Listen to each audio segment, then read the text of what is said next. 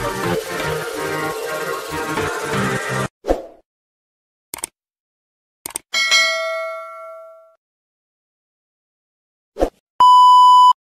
Rosita Ibrahim dan suami ronda-ronda naik motor dekat rumah hutan nak tengok pokok mana yang mati. Kalau dari warung bonda, boleh nampak rumah bonda. 3, 2, 1, jump! Kepada anda semua kalau datang dekat rumah hutan, jom naik motor jalan. Kami naik motor ni. Ni kalau ronda kat rumah hutan, brisk walk pagi-pagi sedap. Ni cara saya. Ada nangka yang matilah, sedih. Kena sulam ni. Sama naik motor saya ronda ni dengan suami saya nak tengok pokok mana mati. Ni tanamlah kelapa, mangga, nangka. Tak adalah berbeli nampak bawah tu. Cantik ni ha. Ini orang cakap nak tebang ni tadi tapi perlu tebang ni saya. Ini susah dekat pokok ni sekarang. Ni kalau dekat sini boleh nampak rumah saya.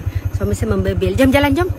Jalan saya nak tunjuk gambar daripada atas. Kalau kita dekat warung kat atas tu, lepas tu kita jalan pelan-pelan, jogging ke boleh nampak rumah saya nun di sana.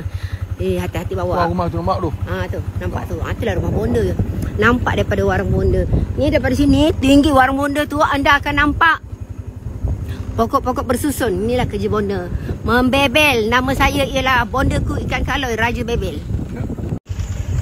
Hari ni bonda sangat rajin buat story. Semua pokok kelapa berbuah.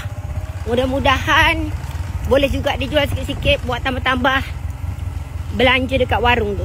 Yang pegang bahu. Okey, sorry. Bila dah lama tak naik motor, suami saya kata jangan pegang bahu, bahaya. Inilah dia warung bonda.